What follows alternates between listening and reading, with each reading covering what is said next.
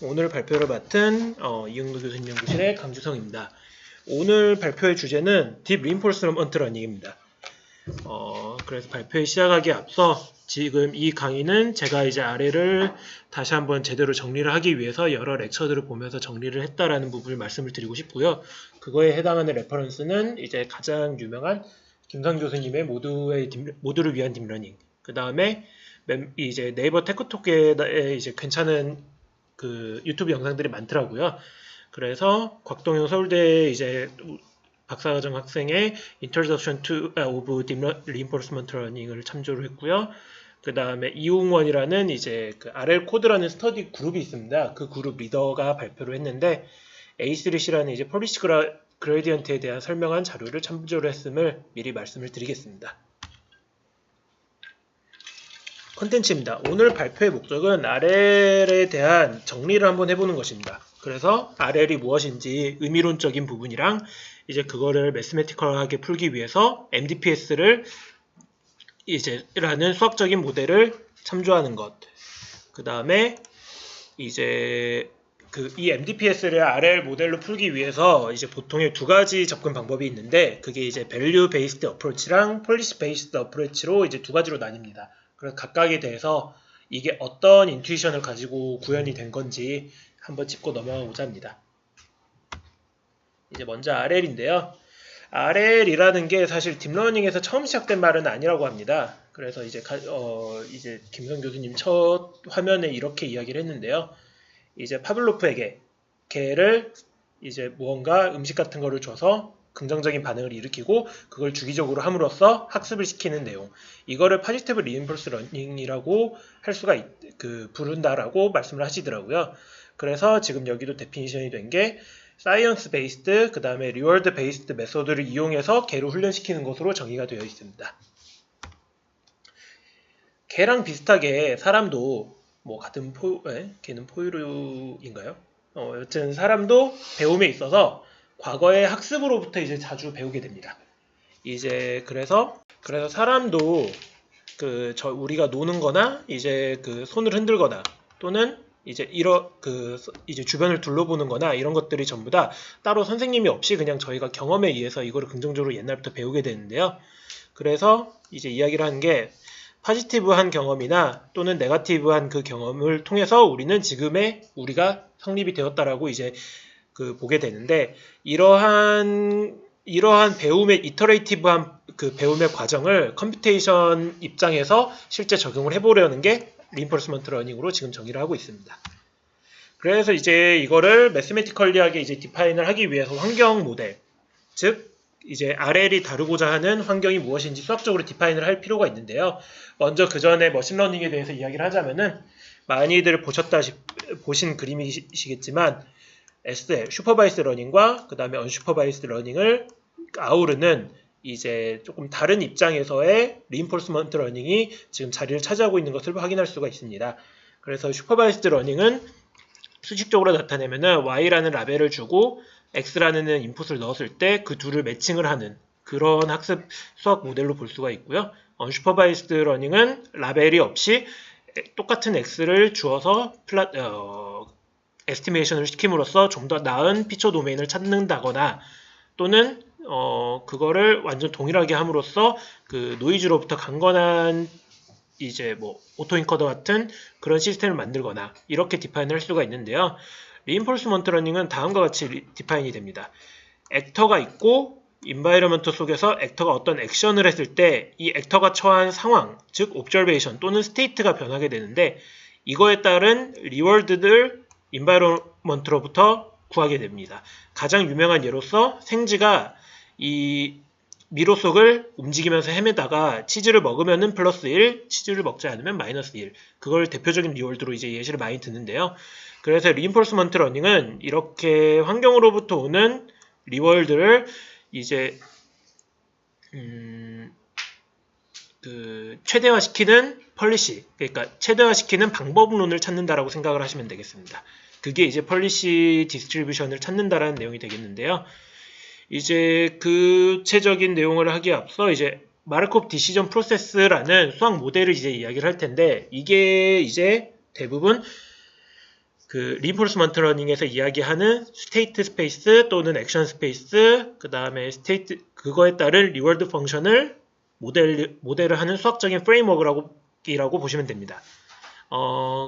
그래서 이제 MDPS는 이렇게 스테이트 스페이스, 그 다음에 액션 스페이스, 그 다음에 리워드 펑션과 함께 스테이트 트랜지션 프로버빌리티라고 이제 S에서 A라는 액션을 취했을 때도 A로 갈 수도 있고 B로도 갈 수 있는 이런 그 트랜지션트 프로버빌리티가 존재를 하고요. 이 MDPS의 모델은 이제 여기서 주는 이 리월드를 계산을 해서 이 퓨처 리월드를 맥시마이즈 해주는 옵티멈 펄리시, 어떻게 이 그림에서는 Y라는 액션을 취할지 X라는 액션을 취할지를 결정을 하는 게 목표가 되겠습니다. 그래서 이제 RL은 방금 말씀드렸다시피 에이전트와 인바이러먼트가 상호작용을 함으로써 리월드라는 것을 주고받는데 이 리월드를 최대화시키는 게 목적입니다.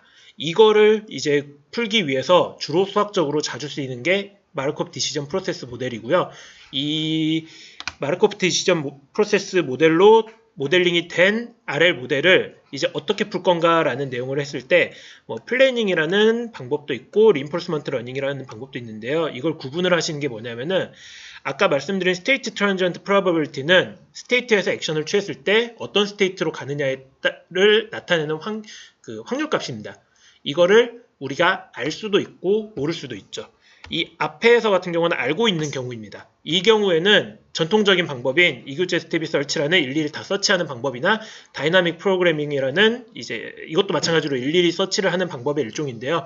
이런 식의 플래닝, 이 트랜지션트 프로버빌리티를 알고 있을 때는 플래닝 위주의 방법을 쓰는데 이거를 모르고 있을 때는 이거를 이제 실제 환경 모델로부터 에스티메이션을 해야 되는데 이게 쉬운 일이 아닙니다. 그리고 이 트랜지션트 프로버빌리티를 에스티메이션 하는 방법 중 하나가 일일이 다 이터레이션을 많이 둬서 그 샘플을 취하고 그 샘플로부터 통계를 내는 몬테카를로 메소드나 또는 그거를 좀 간략화해서 이제 그 추정치를 좀 더 편하게 업데이트 해야 한다 할까요?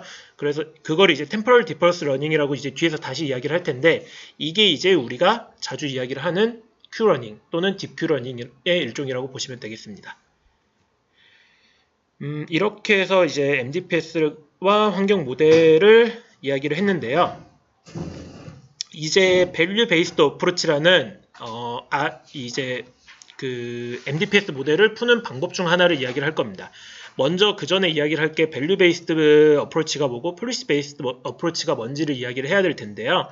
그거를 위해서 지금 이제 MDPS 모델은 그러니까 정확히는 RL 모델은 밸류 펑션과 폴리시 펑션이 정의가 되어 있습니다. 여기서 밸류 펑션이란 하나의 스테이트가 이제 그 스테이트가 주어졌을 때 따라가는 팔로시를 찾았을 때 여기서 기대되는 익스펙테이션 리월드가 얼마인지, 즉 여기 가운데 그림처럼 하나의 좌표에서 들어왔을 때 이 위치에서 얻을 수 있는 기대값이 저희가 이제 리월드를 맥시마이즈 하는 게 목표이기 때문에 그 익스펙테이션 리월드 값을 에스티메이션 하는 게 그러니까 이 밸류 펑션의 아웃풋은 그 위치에 해당하는 리월드로 보시면 됩니다. 이제 펄리시 펑션은 이 리월드를 맥시마이즈 하는 액션을 찾는 겁니다. 여기에 아웃풋은 액션인 거죠. 그래서 이 두 가지가 정의가 돼서 지금은 좀 헷갈릴 수가 있는데 여기서 이제 이야기를 하는 게 그리드워드에서 막 실험을 통해서 바로 이제 펄리시 펑션을 구하면은 참 좋습니다. 하지만 이제 정확한 실험이 이루어지지 않은 경우에 이거를 바로 에스티메이션 하는 게 어렵기 때문에 밸류, 리월드를 에스티메이션 하는 펑션을 두고 그걸 기반으로 그 펄리시를 정의를 해서 아래를 구현을 하자라는 게 첫 번째 접근 방법이었습니다. 그래서 이제 밸류 베이스드 어프로치가 뭐냐면은 밸류 펑션에서 나온 이 밸류 값이 어떤 액션을 취하는 기준점이 되는 겁니다. 그래서 이 밸류 베이스드 어프로치에 대해서 이제 먼저 말씀을 드릴 게 다음과 같은 두 가지 이제 밸류 펑션이 정의가 될 수 있는데요. 이제 스테이트 밸류 펑션이랑 액션 밸류 펑션이 있는데 일단 지금은 그 스테이트에서 가질 수 있는 이제 리월드의 기대값으로 보시면 됩니다. 이 점으로 오면은 이 점으로 앞으로 이제 이 스테이트에 이 빨간색 원에 도착했을 때는 3.3이라는 리월드를 내가 가질 수 있을 것이다 라는 기대값을 나타내는 거죠. 이게 이제 스테이트 밸류 펑션이고요. 그 다음에 액션 밸류 펑션은 스테이트에 함께 액션이 주어져 있습니다. 똑같이 이제 스테이트는 맞는데 스테이트에서 취할 수 있는 액션 가지수에 대해서 지금 이 경우는 이제 취할 수 있는 액션이 4개니까 4개로 나눈 거고요. 그거에 대한 기대값을 일일이 다 다시 구하자라는 내용입니다. 똑같이 이제 액션 추가로 이제 조건부로 들어가긴 했는데 똑같이 주어진 스테이트에 대해서 어떤 기대값을 가질 것인가에 대한 익스펙테이션 값으로 보시면 됩니다. 이제 밸류 펑션을 다음과 같이 정의를 했는데 이거를 이제 밸류 베이스드 어프로치가 뭐냐라는 이야기를 할 때 이 밸류 펑션을 정확하게 어떤 방법을 사용을 하든 또는 딥러닝을 사용을 해서 정확하게 에스티메이션을 하고 비교적 간단한 펄리시를 사용을 했을 때 우리는 옵티멀 펄리시를 찾을 수 있을 것이다 라는 내용을 갖고 있습니다. 그래서 이제 스테이트 밸류 펑션 같은 경우는 아까 스테이트에 갔을 때 그 스테이트에서 얻을 수 있는 기대값이라고 이야기를 했지 않습니까?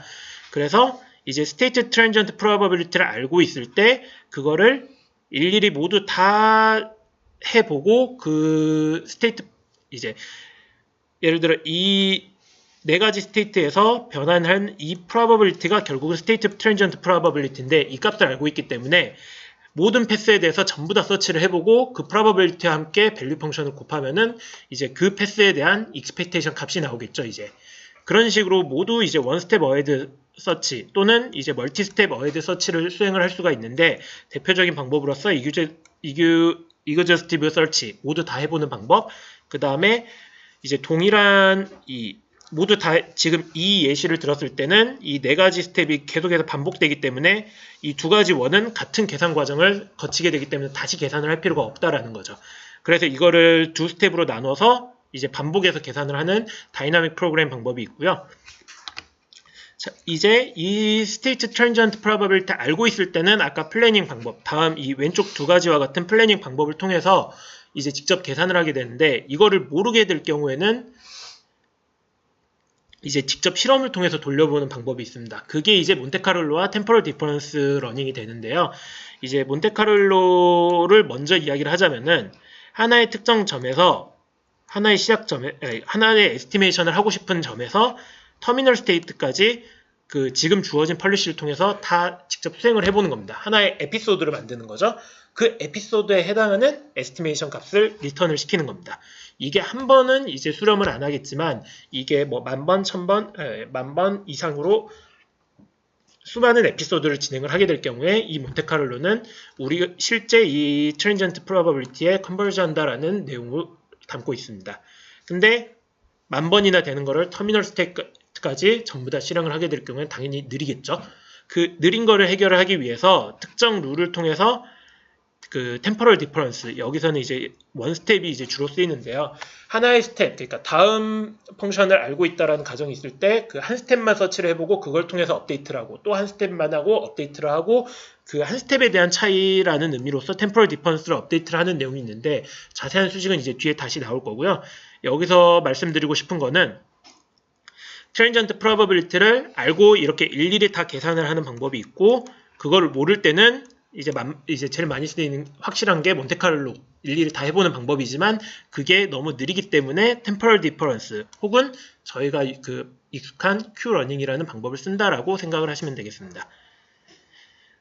이 2가지와 별개로 이제 여기서 이 페이지에서 본론을 지금 먼저 말을 안 하고 지금 그걸 들어갔네요. 여기서 말하고 싶은 거는 아까 밸류 펑션을 이렇게 정확하게 에스티메이션을 했을 때 갖는 옵티멀 펄리시는 전부 다 서치를 해서 가장 이제 높은 밸류를 갖는 하나의 패스를 정하던가 이게 이제 원 스텝 어헤드 설치고요. 그 다음에 또는 거기에 이제 액션 밸류 펑션은 스테이트와 그 다음 스테이트에서 액션에 대한 기대값을 갖고 있기 때문에 그러면은 지금 내가 취할 리월드를 최대화시키는 액션은 다음 스텝에서 갖는 Q 밸류 중에서 가장 큰 값만 고르면 됩니다. 그런 이제 비교적 이 argmax라는 간단한 수식으로 계산이 되는 게 이제 펄리시 액션 밸류 펑션을 기반으로 펄리시를 수행을 했을 때의 내용이 되겠습니다. 지금 큐러닝 예시가 그 다음부터 나오는데요. 지금 제가 좀 두껍게 이야기를 한 것 같아서 다시 한번 정리를 하고자 합니다. 그래서 밸류 베이스드 어프로치라는 거는 이제 RL에는 밸류를 에스티메이션 하는 펑션과 그 밸류를 아예 그냥 계산하지 않고 바로 액션을 계산을 하는 펑션과 이게 밸류 펑션과 펄리시 펑션이 있는데 펄리시 펑션을 바로 에스티메이션 하기는 어려우니까 밸류 펑션이라는 Q 펑션을 딥러닝을 통해서 에스티메이션을 하고 그 값을 기반으로 이런 심플한 그 이제 옵티멀 펄리시를 수행을 했을 때 이제 RL이 수행이 되더라라는 내용이 기본적인 밸류 베이스드 어프로치로 보시면 되겠습니다. 그래서 지금 이제 큐러닝에 대한 이제 예시를 찬찬히 들기 시작을 할 텐데요. 일단은 큐러닝에 대한 것까지는 설명을 하고 이제 펄리시 그레디언트 넘어가기 전에 질문을 한번 받도록 하겠습니다. 그래서 지금 이제 제대로 된 본격적인 내용이 앞서 지금 예시로 들 문제를 지금 디파인한 내용입니다. 프로즌 레이크 게임이라는 오픈 AI 줌에서 제공을 하는 가장 기본적인 패스파인딩 그 문제입니다. 그래서 이 스타트에서 시작을 해서 이 F로 적힌 거는 프로즌 리전, 그러니까 갈 수 있는 패스지만 리워드는 없습니다. 근데 이 홀은 구멍이니까 마이너스 1이고 그 다음에 골에 도착을 했을 때는 플러스 1이라는 리워드가 주어지고 각 취할 수 있는 액션은 업, 다운, 레프트, 라이트일 때 이 문제를 RL로, 그러니까 정확히는 Q러닝으로 풀어보자라는 게 가장 기본 그 지금 이 발표에서 예시로 들 이그젬플이 되겠는데요. 일단 문제에 대한 스테이트 스페이스는 각 위치별로 1부터 16까지 스테이트를 디파인을 하고 있고요. 액션 스페이스는 위아래 왼쪽 오른쪽이 되겠고요. 스테이트 트랜지언트 프로바빌리티는 일단은 디터미니스틱, 즉 S에서 이 S1에서 오른쪽이라는 액션을 취했을 때는 S2로 당연히 반드시 간다라는 디터미니스틱을 일단은 가정을 하고 있고요. 그 다음에 리워드는 다음과 같이 디파인이 되어 있습니다. 이렇게 이제 MDPS 모델이 문제에 디파인이 되었고요. 이걸 기반으로 이제 어떻게 밸류 베이스드 어프로치를 지금 적용할까에 대해서 이야기를 할 텐데 일단은 딥러닝을 이용한 건 아닙니다. 근데 Q 펑션에 대한 개념을 Q 테이블을 통해서 일단 알아보고 그거를 이제 딥러닝을 이용한 Q 펑션으로 지금 확장을 시켜 나갈 예정인데요. 이제 아까 밸류 베이스드 어프로치가 결국 밸류를 에스티메이션 하는 펑션을 정확하게 찾아보자라는 게 기본 골자라고 말씀을 드렸는데 그거를 여기서는 Q 펑션, 정확히는 Q 테이블로서 지금 에스티메이션을 하고자 합니다. 그래서 이제 액션 밸류 펑션인 이거를 이 각 스테이트에 대해서 4가지 액션씩 해서 이런 이제 4x4x 4x4가 되겠죠? 그 테이블을 만들고 그 테이블에 계속해서 이제 Q 밸류를 업데이트를 해나가자라는 내용이 되겠습니다. 그래서 이제 Q 펑션이 lookup table for estimating the expected sum of feature reward. 그러니까 그 앞으로의 받을 리워드를 그 밸류로서 에스티메이션을 하는 lookup 테이블을 만들자라는 내용이 되겠거든요. 그래서 이 Q 펑션을 이제 Q 테이블이 완벽하게 찾아졌다라는 가정하에 이제 그거에 해당하는 옵티멀 펄리시는 이제 어떤 액션을 취할 때 현재 상태의 Q 밸류에서 스테이트와 액션을 넣었을 때 나오는 가장 큰 값을 지니는 액션으로 이제 그 펄리시 네트워크가 동작을 하게 되는 겁니다. 이제 스테이트에서 어떻게 이제 Q 펑션을 이용을 해서 액션을 취하는지는 이걸로 이제 간단히 설명이 되고요. 그럼 이제 Q 펑션 이 테이블을 어떻게 정확하게 이제 실험적으로 업데이트를 할 건가 내용에 대해서 지금 다룰 차례인데요. 이게 이제 Q 테이블을 어떻게 에스티메이션을 업데이트를 할 건가에 대한 내용인데 먼저 트래젝토리 개념은 이제 찾은 패스에 대한 모든 액션과 리워드와 스테이트를 나열한 겁니다. 보시면은 S0에서 여기서 A0가 아마 오른쪽이 될 텐데 A0라는 액션을 취했을 때 다음 스테이트가 나오고 그거에 해당하는 리워드가 나옵니다.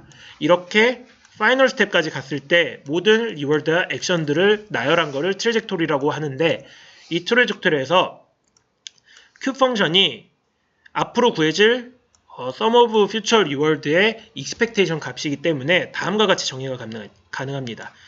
T에 대한 스테이트와 액션이 주어졌을 때 그 뒤에 T 플러스 1부터 주어지는 모든 리워드 값을 다 더한 걸로 정의가 할 수가 있습니다. 이거를 다시 나타내면은 t 플러스 1 시점에서 첫 리워드를 제외하고 나머지는 다시 t 플러스 1에 대한 q 펑션으로 정의가 됩니다.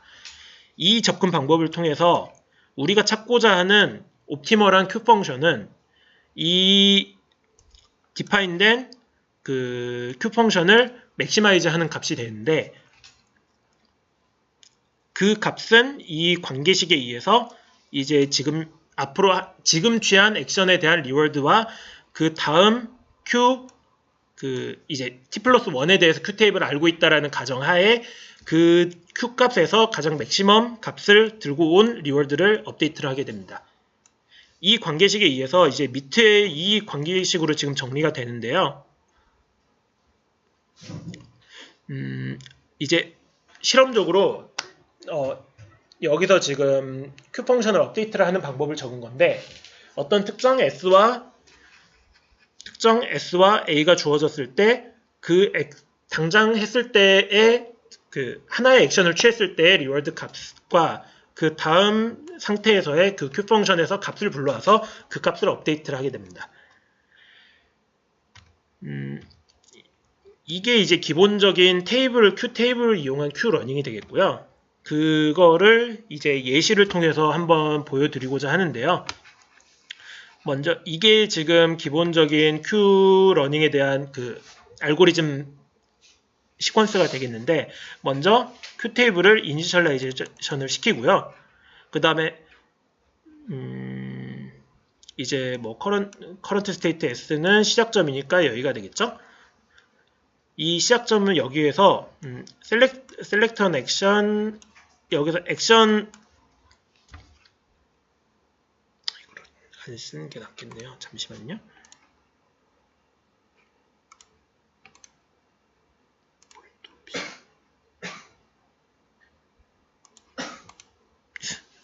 크기가 안 되나?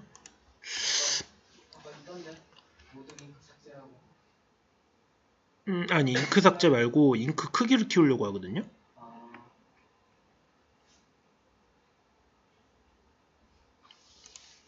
일단 하겠습니다.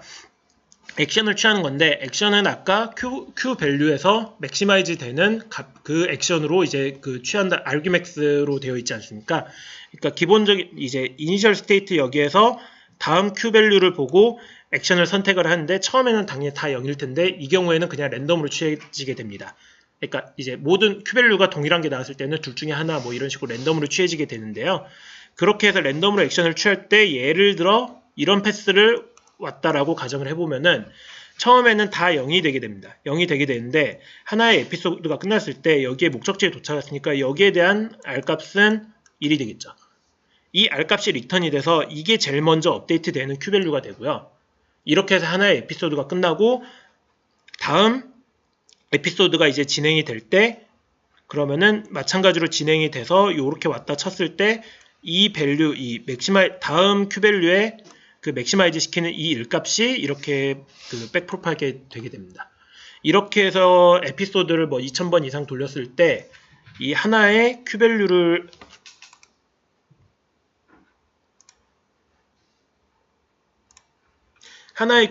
지금 Q 패스에 따른 Q밸류 업데이트가 다음과 같이 진행이 되고요.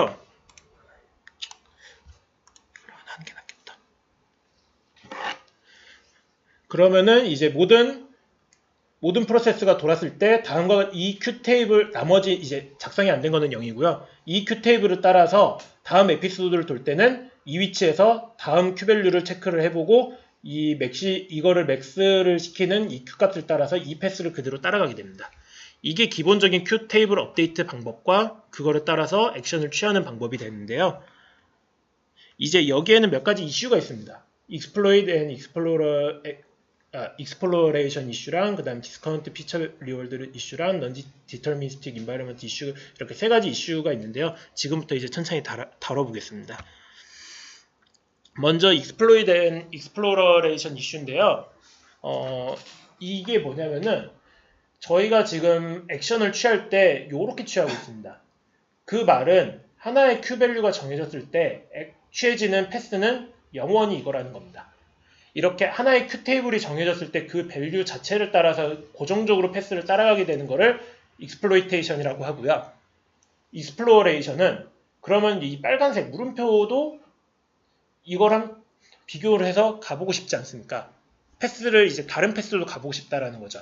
근데 그 패스를 다른 패스로 가는 거를 지금 이것만 가지고는 이제 액션을 취할 수 없습니다. 그래서 어떻게 그거를 이제 새로운 뉴 트래젝토리를 익스플로어하게 할 수 있게 해주느냐라는 그 방법론이 이제 익스플로어라는 이슈가 되고요. 그 방법론으로는 이제 이 그리디랑 이제 add 랜덤 노이즈가 되어 있는데요. 결국은 뭐냐면은 이 큐밸류에 노이즈를 넣어서 그 인위적으로 랜덤한 그러니까 하나의 이렇게 그 큰 값을 당연히 큰 값을 따라가는 게 맞긴 하겠지만 어떨 때는 다른 값으로도 가도록 큐밸류를 변경을 해주는 겁니다. 그래서 이 그리디 같은 경우는 이제 에러 확률을 좀 이제 뭐 예를 들어 10%로 두고 그게 그 이제 랜덤 변수를 만들어서 10%보다 이제 적을 때는 이제 아예 그냥 랜덤하게 취하도록 랜덤하게 액션을 주고 그 다음에 이제 이 10%가 아닌 나머지 90%의 경우는 원래 q 펑션을 따라가도록 주는 이제 이 그리디 방법이 있고요. 이 경우는 완전한 랜덤이죠. 그 다음에 add 랜덤 노이즈 같은 경우는 q 밸류 자체에 그냥 밸류 자체를 노이즈를 업데이트를 시켜버리는 겁니다. 그래서 이제 q 밸류 예를 들어 이 네 개의 이제 랜덤한 벡터를 만들고 그거를 이제 뭐 여기서 이제 i 플러스 1은 이제 이터레이션 횟수인데 뭐 횟수를 많이 갈수록 이제 익스플로레이션 하는 그 횟수를 줄이기 위한 이제 디스카운팅 벡터인데요. 그냥 이제 포인트는 q 밸류에 랜덤 노이즈를 넣어서 그거를 이제 인위적으로 바꿔줌으로써 이 패스가 아닌 뭐 다른 패스도 찾을 수 있도록 업데이트 그 그러니까 액션 펄리시죠. 펄리시를 바꿔주는 내용입니다. 이게 이제 익스플로이테이션이랑 익스플로레이션 이슈인데요. 다음은 이제 디스카운트 피처 리워드 이슈인데요. 앞에처럼 Q 펑션을 계속해서 업데이트를 한다 한들 지금 아직까지는 그러니까 예를 들어 요 패스 1번이랑 요 패스 2번을 예로 들어보겠습니다. 제가 글씨를 너무 못 쓰네요. 웬만하면 해보려고 했더니. 그래서 이 패스 같은 경우도 그 업데이트가 이 디스카운팅 벡터가 없는 상황에서는 이 다음 스테이트에 있는 q-밸류의 맥시멈 값이 그대로 업데이트가 되기 때문에 1, 1, 1, 1, 1, 1, 1 모든 패스가 다 1, 1 되게 되는데 그러면은 만일 이 지점에서 왔을 때 이 1번 패스와 2번 패스는 저희가 직관적으로 봤을 때는 분명 1번 패스가 더 많은 거리를 돌아가기 때문에 분명 안 좋은 값입니다. 근데 q-밸류에는 이 많이 돌아가는 이 거리가 반영이 안 되어 있죠. 그래서 이제 디스카운트 팩터가 들어가가지고 이제 디퍼런트 트래젝토리를 어떻게 정확하게 이밸류에 할 것인가에 대한 내용인데 이 디스카운티드 리워드를 넣어서 지금 스텝에서 한 스텝 더 갈 때마다 이 다음 스텝이 갖는 리워드 값을 디스카운트 시켜주는 겁니다. 그래서 예를 들어 0.9를 넣어서 한 스텝 뒤에 나오는 리워드가 1이어도 지금 현재 나한테는 0.9만 업데이트 될 수 있게 그렇게 계산을 할 경우에는 그렇게 계산을 해서 이제 퓨처 리워드에 대한 값을 떨어뜨려 주는 작업을 하는데요. 그렇게 해서 계산을 했을 경우에 이 1번 패스에 대해서 예를 들면은 이 팩터는 디스카운트 팩터가 돼서 0.9가 될 거고요. 이거는 이제 0.81 그 다음에 이거는 뭐 0.7 정도 되겠죠. 다시 9가 붙으면은 반면에 여기는 한 칸만 디스카운트 벡터가 붙기 때문에 이렇게 되는 코스에 대해서는 0.9가 됩니다. 그래서 다음번에 이제 이 디스카운트 벡터에 대해서 이 위치에 들어오게 되면은 0.9고 0.7이기 때문에 이 돌아가는 거리에 대한 그 거리 반영을 충분히 할 수 있다라는 내용인 거죠. 이렇게 해서 이제 디스카운티드 리워드 팩터가 지금 추가가 됐고요. 그 다음에 non-deterministic environment issue인데요. 아까 제가 처음에 말씀드렸을 때 스테이트에 대해서 특정 이제 write라는 액션을 취했을 때 이 다음 스테이트 S1으로 100% 간다라고 말씀을 드렸습니다. 근데 스토캐스틱 모델에서는 이게 오른쪽으로 가라는 액션을 취했지만 실제로는 밑으로 가버린다라는 그런 환경적인 요소, 모델링이 제대로 되지 않은 그 환경적인 요소에 의해서 그 오른쪽이라는 액션에 대해서 올바른 액션을 취해서 S1으로 갈 확률이 0.8밖에 안 되는 겁니다. 예시인데요. 이 환경에 대해서는 그 기존에 있는 이 Q 밸류 펑션으로 했다가는 이 다음 스텝에 가고자 그러니까 이 예시를 들어서 했을 때 A right로 가서 S1으로 가서 이 S1에 대한 Q 밸류가 업데이트 되는 경우면은 상관이 없습니다. 왜냐하면은 그 현재 스테이트에서 오른쪽 스테이트로 S1으로 갈 확률은 0.8이니까. 근데 만일 특정 에피소드에 대해서 right를 했지만 이게 S1이 아닌 뭐 S4, 그러니까 밑으로 가는 경우가 발생을 했을 때 그 Q 밸류는 밑에 이제 S4에 대한 Q 밸류가 업데이트 그대로 되게 되는데 이 경우에는 0.2%의 확률로 밑으로 가는데 그 0.2%의 확률에 해당하는 Q값이 그대로 여기 덮어 씌워지기 때문에 Q값이 엉망으로 변하게 됩니다. 제대로 작동을 안 한다라는 거죠. 그래서 이 환경에 대한 솔루션으로 지금 제시가 되는 게 업데이트를 지금 현재 갖고 있는 Q값도 조금 업데이트를 하고 그 다음에 지금 에피소드를 취한 지금 에피소드에 해당하는 올바른 업데이트 값도 마찬가지로 레이트를 줘서 업데이트를 하자라는 겁니다. 여기서 이제 러닝 레이트 알파가 나오는데요. 이렇게 해서 반영을 했을 경우에 그 결과가 이제 최종적으로 나오는 Q 테이블을 이용한 결과가 다음과 같이 됩니다. Q 테이블을 이제 이니셜라이즈 시켜주고요. 액션은 방금 말씀드린 이 그리디나 이제 랜덤 노이즈를 줘서 랜덤하게 익스플로레이션 할 수 있는 액션 선택지를 주고 그 리월드를 디스카운트 벡터와 함께 지금 이거 테이블이 좀 잘못됐네요. 여기 업데이트 벡터가 지금 이게 돼야 되는데 이걸로 되어 있거든요. 이거는 이제 지금 전에 건데 그러니까 이 위의 값으로 이제 업데이트 밸류를 그러니까 정리를 하자면은 이 Q 일단 이 줄은 업데이트 공식이 이걸로 보시면 됩니다. 그래서 시작점에서 이제 액션 랜덤한 노이즈를 주고 Q 밸류를 기반으로 해서 어떤 액션을 취하고 그 액션을 취함에 따라서 나오는 리월드를 업데이트를 시켜주는데 그거에 따라 업데이트 룰은 현재 있는 Q 값을 기반으로 조금 더 업데이트를 해주고 그 다음에 다음 이제 이동한 스테이트에 대한 Q 값을 추가로 업데이트를 해주는 겁니다. 이렇게 해서 Q를 업데이트를 시켰을 때 그 결과가 보시면은 이거는 일단 위에 거는 이 그리디랑 이제 디스카운트 벡터에 대한 내용인데요. 이제 더미 Q 러닝 아까 말씀드린 세 가지 이슈가 적용되지 않은 Q 팩터에 대해서는 이렇게 하나의 액션에 대한 그 Q값만 가지게 돼서 이 액션으로만 계속 취해지게 됩니다. 근데 이렇게 익스플로레이션을 시켜줌으로써 다양한 Q값을 이제 경우의 수를 확률로 나타낸다 해야 될까요? 이 Q 테이블이 변하는 걸 확인할 수가 있고요. 그 다음에 아까 디터미니스틱 인바이러먼트에 대한 내용을 말씀을 드렸을 때 Q 업데이트를 기존에 있는 Q 값을 고려 안 할 경우에는 지금 성공 확률이 1.6%밖에 안 되는 게 그 Q 업데이트에 대한 룰을 바꿔줌으로써 65%까지 성공 확률을 늘어나는 결과를 확인할 수가 있습니다. 이제 Q 네트워크에 대해서 이야기를 할 건데요. 딥Q 러닝은 아닙니다. 딥QN은 아니고 Q 네트워크 자체가 Q 네트워크를 먼저 설명을 하고 이제 거기에 생긴 문제를 푼 게 이제 딥QN으로 보시면 되는데 Q 네트워크가 뭐냐면은 이렇게 이제 실제 아까는 4x4 했으니까 괜찮은데 이렇게 실제 문제에서는 100x100에 액션 4개 하면은 100x100x4라는 Q 테이블로 만들기 실제 액션 테이블로 만들기 너무 지나치게 크다라는 문제가 있습니다. 그래서 이거를 하나의 액션이나 스페이스가 인풋이 됐을 때 그 Q 밸류, 그러니까 이 Q 테이블에 나온 그 값을 에스티메이션 하는 신경망을 만들자라는 거죠. 하나의 펑션으로. 그게 이제 Q 펑션 어프록시메이션이고요. 이거를 딥러닝을 통해서 Q 테이블을 에스티메이션 할 수 있는 그 펑션을 딥러닝을 통해서 만들자라는 내용입니다.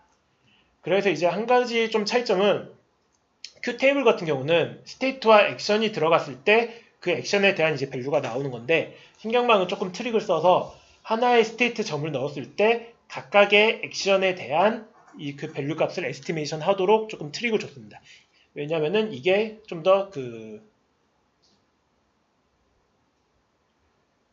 그러니까 인풋 디멘션에 대한 DOF가 적잖아요. 그러니까 이게 좀 더 그 근사값이라 해야 되나? 근사 능력치라 해야 되나? 그게 좀 더 좋다라고 하더라고요. 그래서 실제로는 Q 테이블은 이렇게 동작을 하는데 Q 펑션은 이제 각각 액션에 대한 이제 밸류를 아웃풋으로 낸다라는 부분이 있고요. 근데 큰 동작은 뭐 차이가 없이 똑같습니다. 일단은 Q 네트워크를 그러면 이제 이렇게 간단한 신경망을 리그레션 모델을 생각을 했을 때 인풋 S에 대한 이제 신경망 아웃풋은 WS잖아요. 근데 이 WS가 있고 그때의 코스트 펑션은 리그레션 모델에서 이제 라벨이라고 정보를 주는 Y에 대한 이제 뭐 예를 들어 그 제곱 그러니까 오차에 대한 제곱으로 코스트를 준다. 이게 리그레션 모델이잖아요. 여기서 이제 이 Q 네트워크는 이 WS를 이제 그러니까 세타 여기서는 이 신경망에 대한 파라미터이고요. 스테이트와 액션이 이제 주어졌을 때 나오는 이 프레딕션 값을 Y에 대해서 근사화를 시키는 건데 이때 이 Y를 우리가 앞에서 정의를 했던 Q테이블 업데이트에 이제 업데이트 돼야 될 값으로 디파인을 하자라는 거죠. 그러면은 이 신경망을 통해서 추정이 되는 이 Y 값은 결국 이 값에 동일하게 추정이 되게 됩니다. 이렇게 해서 이제 그 코스트 펑션을 다음과 같이 이 두 x와 y에 대한 제곱의 미니마이제이션 방향으로 이제 저희가 SL 쓰듯이 슈퍼바이스 러닝 쓰듯이 그냥 그레디언트 디센트를 쓰면 되고요. 이렇게 해서 학습을 시켜서 이제 동작을 하면은 잘 될 것 같은데 이 토픽은 사실 DQN 이제 그 아타리 논문 이전에도 많이 나왔던 토픽입니다. 근데 이제 그 가장 큰 문제가 몇 개 좀 있어가지고 이게 그동안 주목을 못 받고 있었는데요. 그게 다이버전스 프로그램입니다. 이 뉴럴 네트워크가 이 구조를 통해서 했을 때 그 이제 샘플들에 대한 코리레이션이랑 그 다음에 타겟이 넌스테이셔널이 하다라는 이 두 큰 문제는 이따 뒤에서 다시 자세히 다룰 거고요. 이 두 이유로 인해서 네트워크가 컨버지하지 못한다라는 겁니다. 정확히 에스티메이션을 못한다라는 거죠. 그래서 이제 Q 네트워크에서 나오는 값이 정확하지 못하기 때문에 성능도 그동안 안 좋았습니다. 근데 이 두 가지 문제를 트릭을 써서 해결을 한 게 이제 2015년도에 그 딥마인드에서 낸 DQN입니다.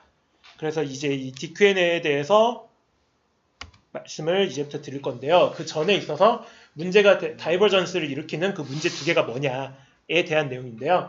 첫 번째는 correlation between samples라는 내용인데 이게 뭐냐면은 이제 하나의 인풋이 이렇게 t가 들어오고 액션을 취해서 조금 움직인다고 했을 때 다음 t 스텝도 이 전 t 스텝이랑 큰 차이가 없다라는 겁니다. 이게 무슨 말이냐면은 지금 보면은 이제 어디 그 순서를 뒤섞어주는 과정이 없이 그냥 타임 순서대로 하나의 액션을 취해서 나오는 그 다음 스텝을 그대로 그 다음 트레이닝 과정에 바로 학습을 시키고 있습니다.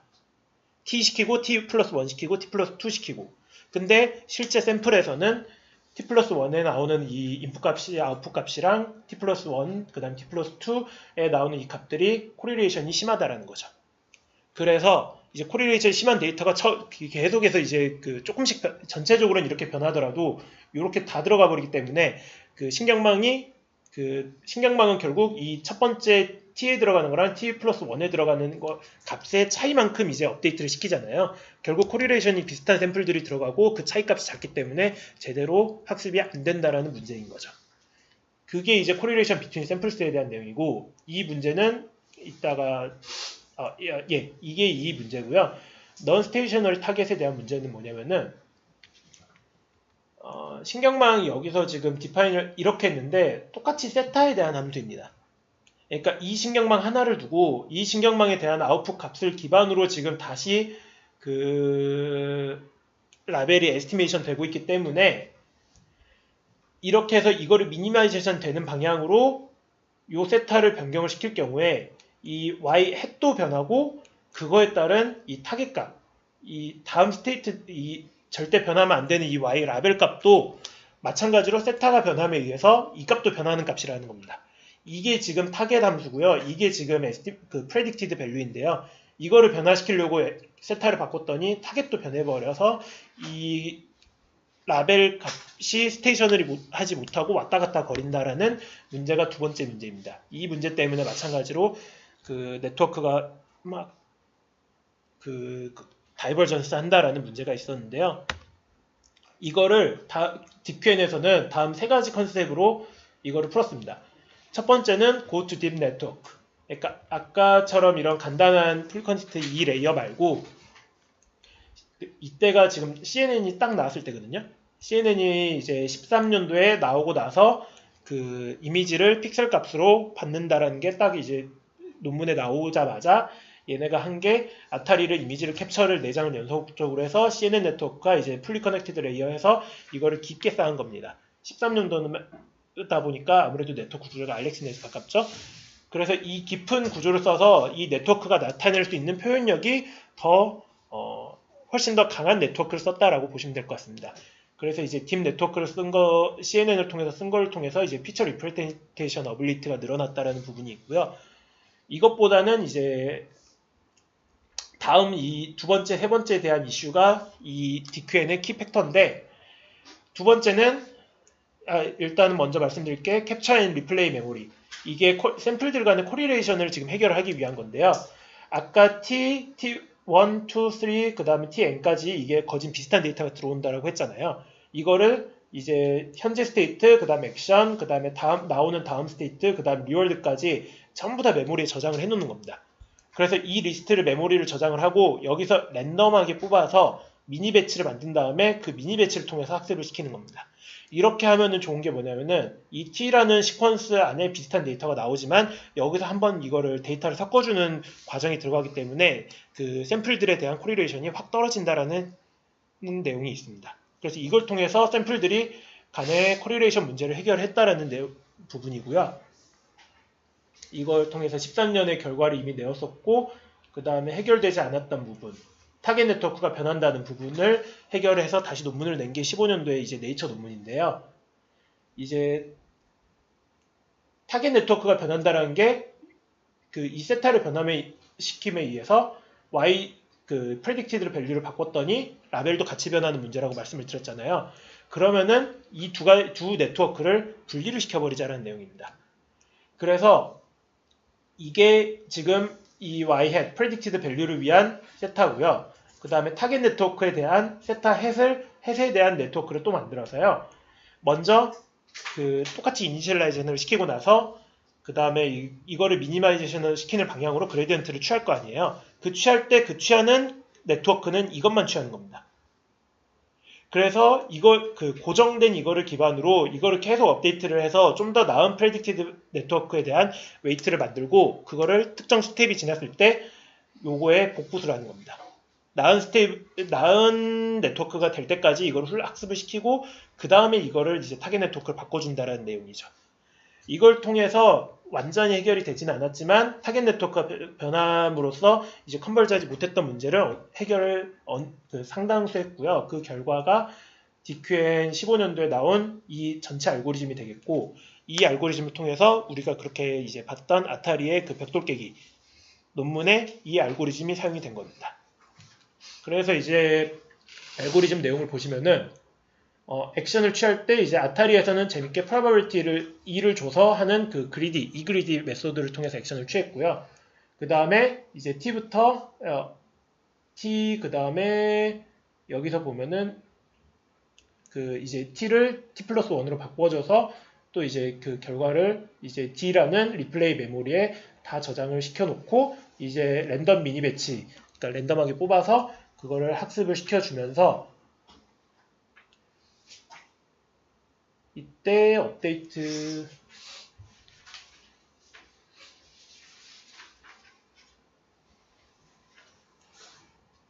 테이블에서 잘못된 게 하나 있네요. 그 부분이 왜 안 보이지? 그러니까 지금 이 업데이트 부분이 설명이 안 되어 있잖아요, 알고리즘에. 예, 제가 테이블을 잘못 들고 온 것 같네요. 근데 이제 정확한 테이블에는 지금 그 업데이트하는 부분도 포함이 되어 있거든요. 잠시만요. 지금 금방 보여드릴게요.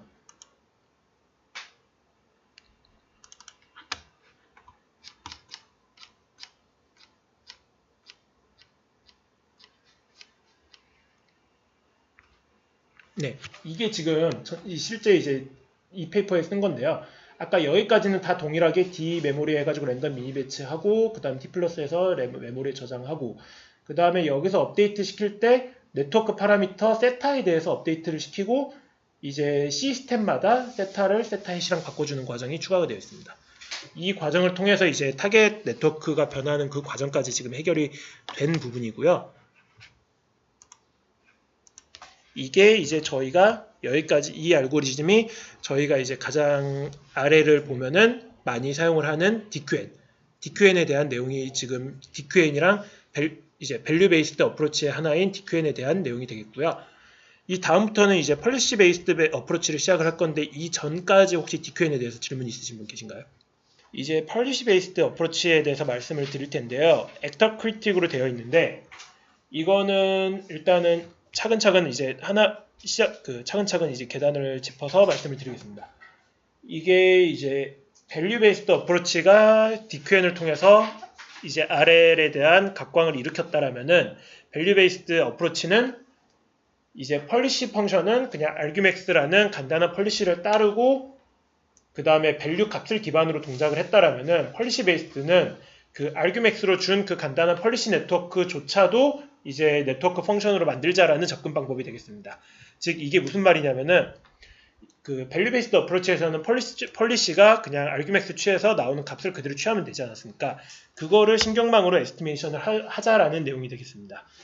그 관점이 뭐냐면은 RL은 결국은 보상을 받게 하는 행동의 확률을 증가시켜주는 그 옵티멀 펄리시를 찾는 게 목표인데 그 처음에는 일단은 바로 그 옵티멀 펄리시를 찾는 게 어려워서 밸류 네트워크를 최적으로 찾고 펄리시를 적용을 해서 옵티멀 펄리시를 찾은 겁니다.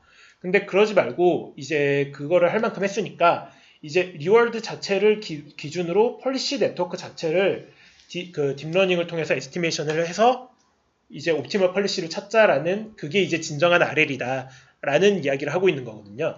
그래서 이제 펄리시 베이스드 어프로치가 뭐냐라고 물어보면은 그냥 밸류 베이스드에서는 간단하게 썼던 그 펄리시를 그거조차도 이제 딥러닝을 통해서 에스티메이션을 하자라는 내용으로 보시면 되겠습니다. 그래서 이제 펄리시 그레디언트 메소드가 이제 펄리시 베이스드 어프로치랑 같은 건데 앞서 큐테이블도 펑션을 이용해서 에스티메이션을 했던 게 너무 디멘션이 커지면은 실질적으로 갖추기 어렵기 때문에 펑션으로 바꾸자 이건데 마찬가지로 여기서도 이제 문제가 커질수록 이제 디멘셔널리티가 커지기 때문에 딥러닝을 통해서 옵티멀 펄리시를 다음과 같이 이제 에스티메이션을 하자라는 내용입니다. 그러면 이 네트워크를 이제 어떻게 학습을 시킬 거냐에 대한 내용으로 들어가면 되잖아요. 그거를 위해서 이제 네트워크의 업데이트 기준, 그러니까 즉 쉽게 저희가 SL에서 쉽게 말하는 코스트 펑션이 뭐냐를 여기는 오브젝티브 펑션으로 디파인을 했고요. 그거에 따른 업데이트 방법을 이제 좀 특이하게 코스트 펑션이 저희가 슈퍼바이스드 러닝에서 디파인이 된 거는 프레딕트 된 거랑 라벨의 차이입니다. 에러 값이죠. 그거는 결국 최소화되는 게 목적인데 여기서는 오브젝티브 펑션이 있다 뒤에 나올 텐데 그 받게 되는 리워드의 익스펙테이션 값으로 나왔습니다. 정의가 됩니다. 그러면은 목표 함수가 리워드 값인 거잖아요. 근데 저희는 리인포스먼트 러닝은 그 받고자 하는 리워드를 최대화시키는 게 목표잖아요. 그러다 보니까 그레디언트 디센트가 아니라 에센트 더해지는 방향으로 이제 그 감소되는 게 아니라 그거를 더해주는 방향으로 지금 이제 업데이트 그 펄리시가 정의가 되게 됩니다. 그래서 먼저 이제 오브젝티브 펑션은 이제 앞서 말씀드렸다시피 트래젝토리 동안 받는 리워드의 합인데 다음과 같이 디파인이 되고요. 펄리시 어떤 이제 웨이트가 주어졌을 때 받는 리워드의 합으로 정의가 되는데 이거를 먼저 말씀을 드릴게요. 이 식으로부터 이 레퍼런스 렉처에 나오는 합당한 유도 과정을 보시면은 정말 그냥 로그 함수의 뭐 미분이나 그 다음에 이제 그냥 순수한 확률론 뭐 예를 들어 여기선 지금 표시가 안 되어 있는데요. 이제 이 뭐 t 플러스 1부터는 이제 그 전에 지금까지 간 패스에 대한 리워드는 디펜던시가 없으니까 익스펙테이션 취할 필요가 없다. 이런 식의 간단한 확률론을 통해서 다음과 같이 에스티메이션이 됩니다. 오브젝티브 펑션에 대한 그레디언트가 그 이제 특정 네트워크에 스테이트가 주어졌을 때 나오는 AT의 로그 함수 많이 보던 거죠. 그 네트워크 아웃풋에 나오는 거에 대한 크로스 엔트로피입니다. 저희가 SL 할 때도 나오는 값에 대한 그 차이를 해가지고 그걸 웨이트에 업데이트를 시켜줄 때 이제 나온 아웃풋 결과에 대한 크로스 엔트로피를 통해서 업데이트를 시켜줬잖아요. 그 꼴로 지금 이걸 에스티메이션 근사화를 시킨 겁니다. 그래서 이제 이게 이 앞부분은 지금 네트워크 아웃풋에 대한 크로스 엔트로피고 GT는 이제 앞으로 받을 리워드에 대한 이제 디스카운티드 리워드 팩터인데 이 두 가지를 가지고 이게 근사화가 된다 했을 때 이 근사화된 값을 기반으로 세타를 이제 그 그레디언트 에센트 방향으로 업데이트를 시켜주는 겁니다. 업데이트 방법 자체는 슈퍼바이스 러닝에서 쓰는 그레디언트 디센트 방법이랑 동일하다고 보시면 됩니다. 그러니까 뭐 플러스 마이너스 차이인 거죠. 근데 이제 이 펄리시 그레디언트에서 중요한 부분은 이거를 오브젝티브 펑션을 리월드로 정의를 했을 때 이게 다음과 같이 유도가 되더라라는 포인트인 것 같습니다. 그래서 이렇게 포인트 된 이제 GT에 대한 게 되는데요. 아직 이거는 Q 펑션은 아닙니다. 그래서 그러다 보니 이제 펄리시 그레디언트를 이용한 이제 그 펄리시 네트워크를 학습을 시키기 위한 방법이 뭐냐면 그 알고리즘이 이제 다음과 같이 나오는데요. 에피소드를 이제 주어진 폴리시에 대해서 진행을 시켜서 그 마지막 터미널 스테이트까지 트레젝토리, 액션, 리워드 이거를 전부 다 기록을 하고요. 마지막 터미널까지 갔기 때문에 이 수식에 대해서 정의되는 GT는 계산이 가능하죠. 하나의 에피소드에 대해서. 그래서 GT가 계산을 가능을 하고 그 다음에 신경망 아웃풋에 대한 이제 크로스 엔트로피 역시 마찬가지로 그 지금 현재 신경망에서 계산을 하면 되기 때문에 이 값 크로스 엔트로피랑 GT 모두 계산이 되는 값입니다. 그래서 이 값들을 통해서 이제 그레디언트 에센트 값을 구해서 웨이트를 업데이트를 시켜주는 겁니다. 이게 하나의 에피소드고 이걸 계속 반복시켜 감으로써 펄리시 그레디언트를 이제 하게 되는데요. 여기서 제가 트레젝토리가 터미널 스테이트까지의 모든 트레젝토리 기호로 간다 되어 있잖아요. 이거를 그러다 보니 다른 말로 펄리시 네트워크를 학습을 시키기 위한 몬테카를로 메소드라고 부르기도 합니다. 자, 이제 몬테카를로 메소드가 아까 큐러닝 할 때 생기는 문제점 중 하나가 모든 에피소드를 각 에피소드마다 끝나야지만 이걸 업데이트를 시킬 수 있다 보니까 에피소드가 이제 터미널 스테이트가 길면 길수록 업데이트 해야 되는 밸류의 베리언스가 높은 편이고요. 그 다음에 학습 속도가 느린 편이 에피소드가 끝나야지만 업데이트가 되는 그런 이제 몬테카를로 메소드의 고질적인 문제가 있는데 이거를 큐러닝에서는 템포럴 디퍼런스로 해결을 했죠.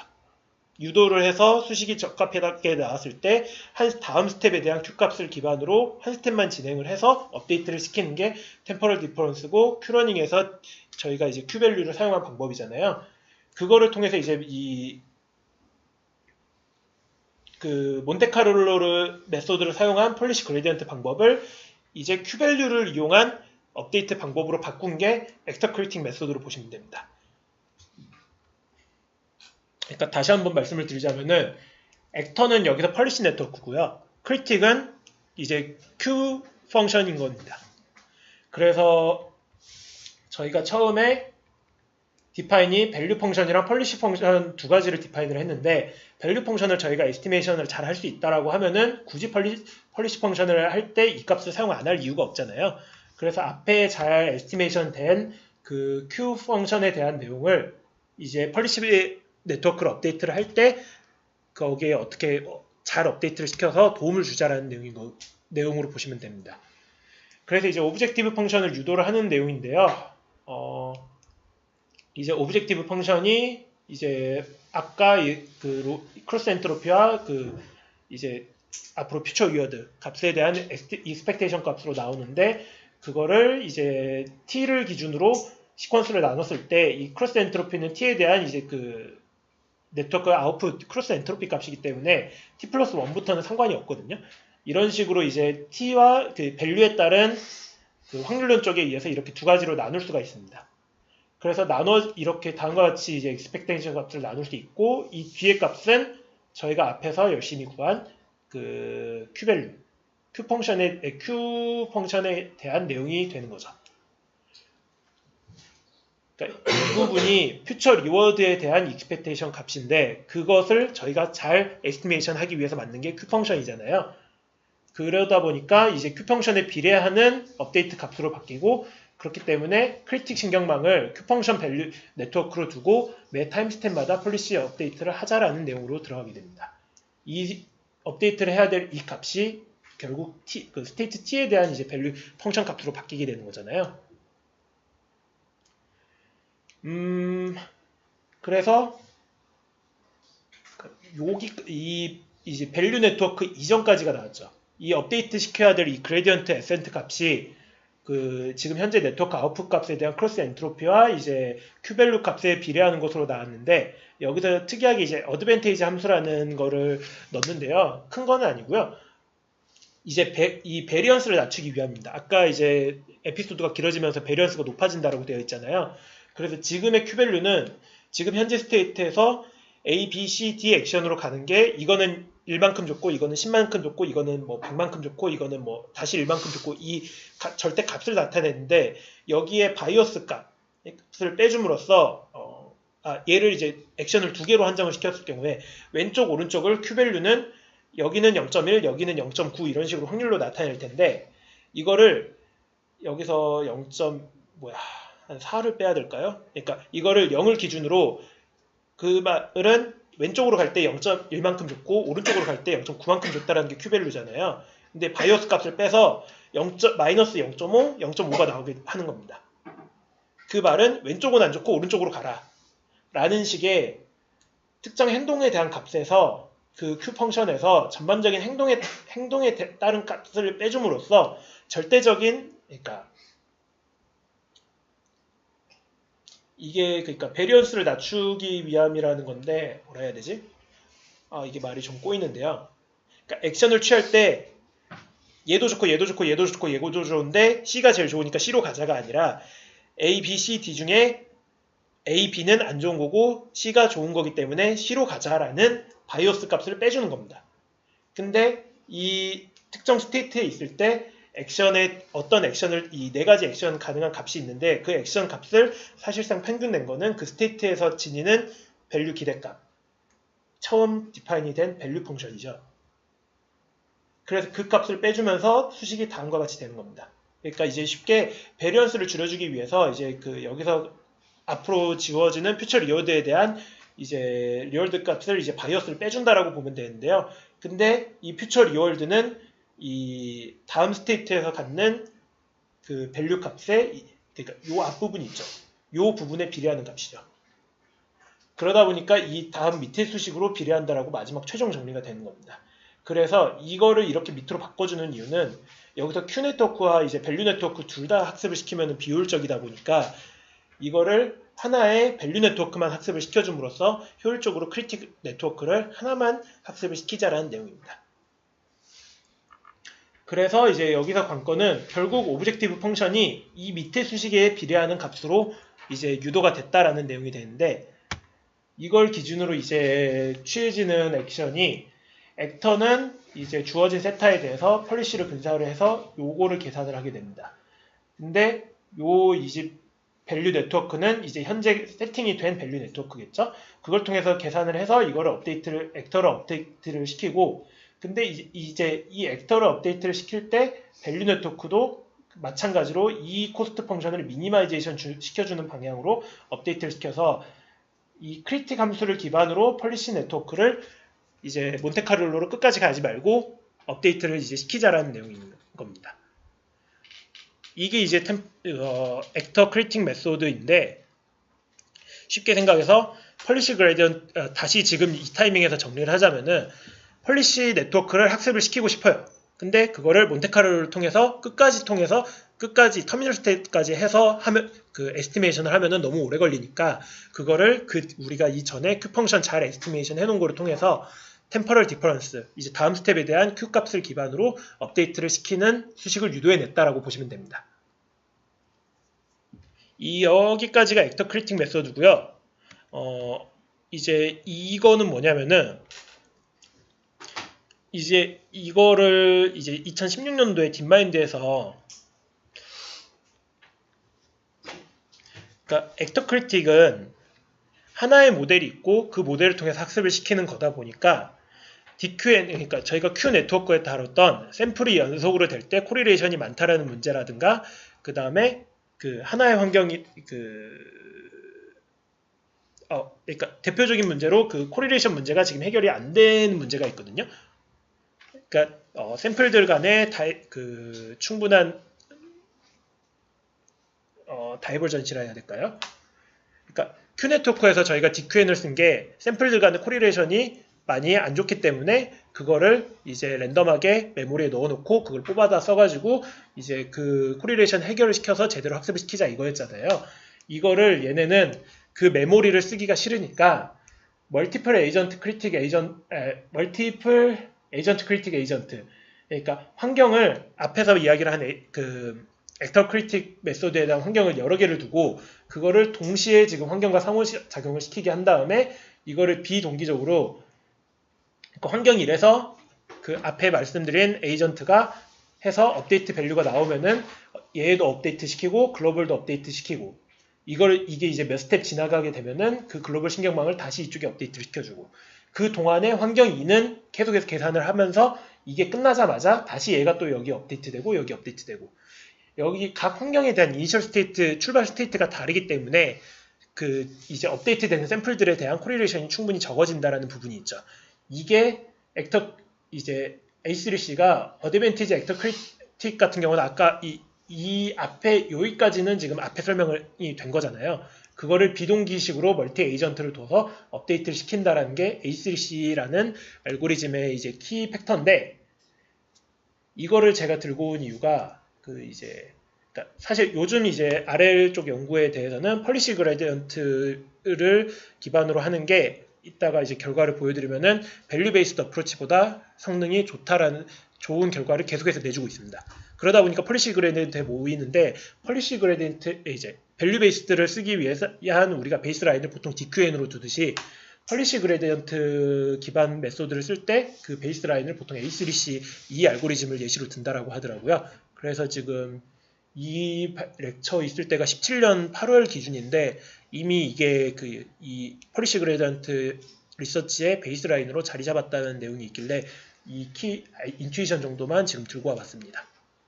그렇게 해서 이제 프로퍼티가 코릴레이션 있던 부분을 이제 이런 비동기식 업데이트로 바꿨다라는 부분이랑 그걸 통해서 이제 메모리를 사용하지 않았다라는 부분 그리고 에이전트가 여러 개 있다 보니까 액터 크리틱 앞에 그 에이전트 하나로 돌리는 거에 비해서 상대적으로 학습 속도가 빠르다라는 부분 이런 특징이 있고요. 그 다음에 이제 뭐 스텝에 대한 내용인데요. 크게 중요한 건 아닌데 간단히 짚고 넘어가자면은 멀티플 스텝 로스 펑션 그러니까 이제 비동기식이라는 거는 얘가 한번 업데이트 될 때 얘네는 놀아야 되잖아요. 그러다 보니까 스텝 하나만 로스 펑션으로 계산을 하면은 이제 얘네가 효율이 너무 안 좋다라는 거죠. 그래서 지금 여기 이 논문에서는 20스텝까지 쭉 계산을 해서 이거를 계산을 하고 업데이트를 하는 동안 에이전트 1이 이거를 계산해서 업데이트를 하는 동안 에이전트 2는 이거를 또 마찬가지로 계산을 해서 기다리고 있다가 업데이트를 하고 그러니까 이 에이전트들 간의 효율성을 계산하기 위해서 멀티 스텝 로스 펑션을 썼다라는 부분이랑요. 그 다음에 엔트로피 로스 펑션 여기 뒷부분인데요. 여기서 나오는 아웃풋에 대한 이제 엔트로피 펑션을 코스트 펑션에 마찬가지로 주어져서 이게 익스플로레이션에 이제 효과가 좋다라고 하더라고요. 그러니까 여기서 익스플로레이션은 한 패스로 계속해서 안 찾고 이제 다른 패스도 탐험할 수 있게 그런 이슈에서 이제 엔트로피 로스 펑션을 추가해서 하나의 스트레스가 이제 액터 크리틱이 돌아가고 이거를 멀티 에이전트로 둬서 업데이트를 시키는 게 A3C로 보시면 되겠습니다. 그래가지고 이제 결과인데요. 이제 그 김성 교수님이 DQN 15년도에 나왔던 그 알고리즘 기반이랑 그 다음에 펄리시 그레디언트 그러니까 A3C는 아니에요. 사실 A3C는 아니고 펄리시 그레디언트 이제 액터 크리틱까지겠죠 아마 Q 펑션을 사용을 했는지는 모르겠어요. 근데 펄리시 그레디언트 기반의 방법을 사용을 했을 때 그 결과를 보면은 여기서 에버리지 리워드가 보면은 이거는 15인데 이거는 80 성능 차이가 많이 나죠. 그래서 지금 현재에서는 펄리시 그레디언트 기반의 어프로치가 밸류 베이스 기반의 어프로치보다 더 나은 성능을 대부분 보여주고 있다는 부분을 보시면 되겠습니다. 여기까지가 지금 발표 마무리인데요. 펄리시 그레디언트 메소드 어프로치 기반에서 혹시 질문 있으신가요?